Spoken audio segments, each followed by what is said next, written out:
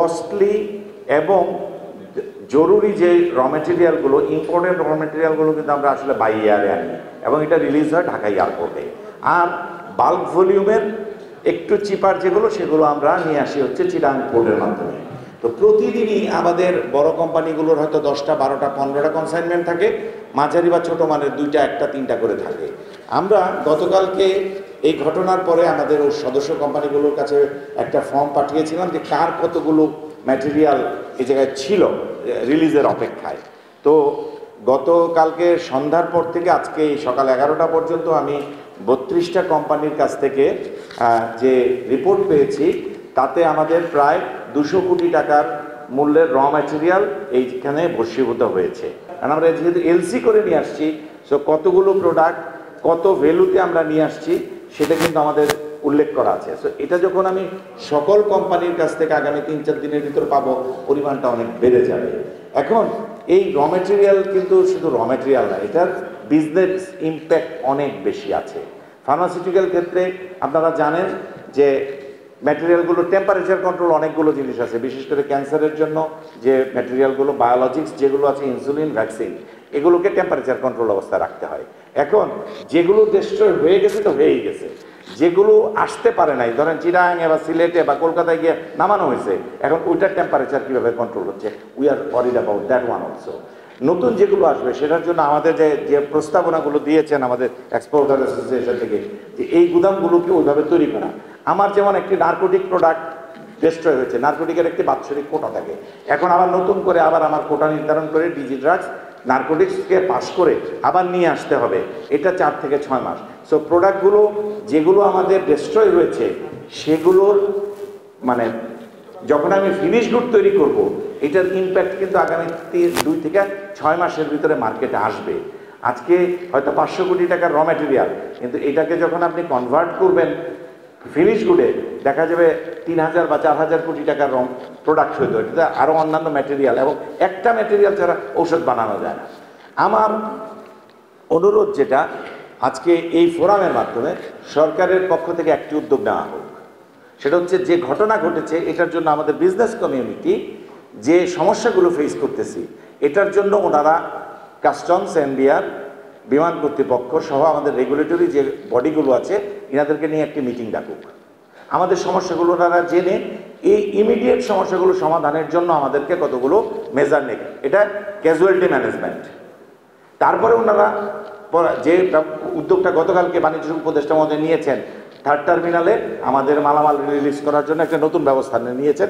এরকম আরও কিছু ব্যাকওয়ার্ড সমস্যা আছে, কাস্টমস থেকে ক্লিয়ার না করে ব্যাংক থেকে পেমেন্ট করা, নতুন এলসি করা, এই জিনিসগুলো। আরেকটি ফার্মাসিউটিক্যালের জন্য বিশেষ করে কোল্ড চেইন যেগুলো মেনটেন করতে হয়, এগুলোকে দ্রুততার সাথে রিলিজ করে, করোনার সময় যেভাবে সরাসরি আমদানিকারকের হাতে তুলে দেওয়া হয়েছে এই ম্যাটেরিয়াল, বিশেষ করে কোল্ড চেইন যেগুলো মেনটেন করা হয় সেগুলোকে যেন এভাবে দ্রুততার সাথে করা হয়। আমাদের আরেকটি বিষয়, ডিফারেন্ট ডেস্টিনেশনে চলে গেছে আমাদের প্রোডাক্টগুলো, এগুলো নিয়ে আমরা ওয়ারিড আছি। সো বিমান কর্তৃপক্ষ সহ আমাদের যারা ইম্পোর্টার আছি, আমরা সবাই মিলে যেন এই জিনিসগুলোকে আবার, যেগুলো ডিস্ট্রয় হয় নাই কিন্তু বিভিন্ন ডেস্টিনেশনে চলে গেছে, এগুলোকে আবার ফেরত আনা। একটি প্রস্তাব দিয়ে আমি শেষ করতে চাই আপনাদের প্রশ্নের বাইরে, সেটি হচ্ছে আমরা দেখি বিমান বন্দর 365 দিন 7 দিন 24 ঘন্টা চলে। পাশের কার্গো ভিলেজটা রবিবার থেকে বৃহস্পতিবার 9টা থেকে 5টা পর্যন্ত চলে, বিকাল 5টা থেকে পরের দিন সকাল 9টা পর্যন্ত কোনো কাজ বন্ধ, শুক্র শনিবার বন্ধ। আমার সুনির্দিষ্ট প্রস্তাব ফার্মাসিউটিক্যাল কোম্পানির পক্ষ থেকে থাকবে যে একটি উইন্ডো থাকুক, হসপিটাল যদি 24 ঘন্টা চলতে পারে, বিমানবন্দর যদি 24 ঘন্টা চলতে পারে, রেলওয়ে যদি 24 ঘন্টা চলতে পারে, তাহলে আমাদের কাস্টমস হাউসগুলোকে অল্প পরিসরে উইন্ডো কমায় দিয়ে আমাদের এটা বিকাল 5টা থেকে রাত 9টা পরবর্তী দিন সকাল পর্যন্ত এবং শুক্র শনিবারে যদি খোলা রাখা হয়, সেটার জন্য যদি এক্সট্রা চার্জ দিতে হয় আমরা দিতে রাজি আছি। কিন্তু খোলা থাকলে যেটা হইতো, আমার কোম্পানির 7টা প্রোডাক্টের আমি 5টা প্রোডাক্ট শুক্রবারে বের করে নিয়ে আসতে পারতাম, তাহলে ড্যামেজটা কম হতো। এবং আপনার এই এয়ারপোর্ট সেকশন যেখান দিয়ে মানুষ যায় ওটা 24 ঘন্টা খোলা, আর কার্গো সেকশন আপনার দেখা যাচ্ছে শুধুমাত্র সরকারি অফিসের মতো খোলা থাকে, তার ভিতরে সার্ভার ডাউন থাকে, গেট লক থাকে, মিটিং থাকে। আমরা বেশিরভাগ সময় কিন্তু সার্ভিস পাই 50 to 60%। সো এই জায়গাতে আমার অনুরোধ, যেটা বাণিজ্য উপদেষ্টা বলেছেন উনি 24 ঘন্টা খোলা রাখার জন্য চেষ্টা করবেন, আমি অনুরোধ করব যে কোনোভাবেই হোক কাস্টমস হাউসকেও 24 ঘন্টা স্বল্প আকারে হলেও খোলা রাখার একটি ব্যবস্থা ওনারা করুন, এবং সেটার জন্য যদি আমাদেরকে ওভারটাইম বিল দিতে হয় আমরা দিতে রাজি আছি। প্রাথমিক যে তথ্য আমরা পেয়েছি আমাদের মেম্বারদের থেকে, তাতে আমাদের প্রায় $1 মিলিয়ন কাছাকাছি বিভিন্ন অ্যাসেসরিজ, কেমিক্যাল এবং র মেটেরিয়ালস পড়ে গেছে। অ্যাকচুয়ালি এই যেটা পড়ে গেছে সেটার ভ্যালু খুব বেশি না, কিন্তু এটার ইম্প্যাক্ট কিন্তু অনেক $1 মিলিয়ন হবে, প্রায় $1 বিলিয়ন কাছাকাছি যাবে। কারণটা হচ্ছে যে মালগুলোর সাথে এয়ারে আনা হয় সেটা হয়তো 15-20টা কম্পোনেন্ট সিতে চলে আসছে, 1টা বা 2টা মাল আমরা এয়ারে নিয়ে আসছি। মনে করেন কোনো বাকল বা অ্যাসেসরিজ কিংবা কোনো জায়গায় 10% হয়তো ম্যাটেরিয়াল শর্ট ছিল, লাইনিং ম্যাটেরিয়াল, সেগুলো এয়ারে নিয়ে আসা হয়েছে। অনেক সময় আর্জেন্ট শিপমেন্টের কারণে ফিনিশ গুডস যেন এয়ারে শিপমেন্ট করা না লাগে, আমরা র মেটেরিয়ালটা এয়ারে নিয়ে আসি। এখন এই পড়ে যাওয়ার ফলে হলো কি, আমার 90% ম্যাটেরিয়াল হয়তো ফ্যাক্টরিতে আছে, 10%-এর জন্য পুরো প্রোডাকশনটা বন্ধ হয়ে যাবে। এই প্রোডাকশন বন্ধ হওয়ার ফলে আমাদের টাইমলি শিপমেন্ট হবে না। টাইমলি শিপমেন্ট না হলে আমাদের এক্সপোর্ট রেভিনিউ আসবে না। রেভিনিউ আসতে দেরি হলে এখানে টাইমলি স্যালারি দিতে সবাই ফ্যাক্টরিগুলো একটা সমস্যার মধ্যে পড়বে।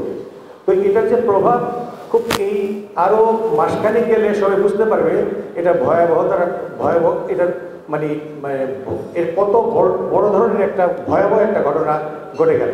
যেখানেই আপনার মোড়কজাত হয় সেখানেই হলো তো স্যার আমাদের অ্যাক্সেসরিজে আপনার পণ্যটা এবং প্যাকেজিং পণ্যটা লাগে। এবং আপনারা জানেন বিভিন্ন দেশ থেকে আপনার যখন পণ্যগুলো আসে প্রথমে স্যাম্পলগুলো আমাদের কাছে আসে।